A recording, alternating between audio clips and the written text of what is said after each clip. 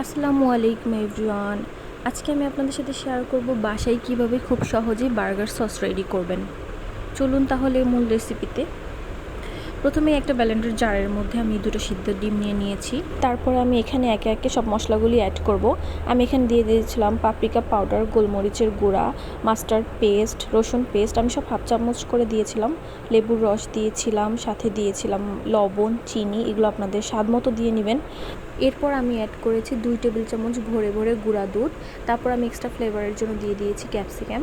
তারপর কেচাপ দিয়ে দিলাম। কেচাপটা আপনাদের পরিমাণ মতো দিয়ে নেবেন। আমি এখানে দিয়ে নিয়েছি প্রায় 2 টেবিল চামচের মতন।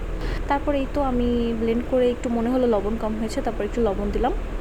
তারপর একটু সয়াবিন তেল অ্যাড করে তারপর আমি আবার ব্লেন্ড করে নিয়েছি। দেখুন আমাদের সসটা কত স্মুথ হয়েছে।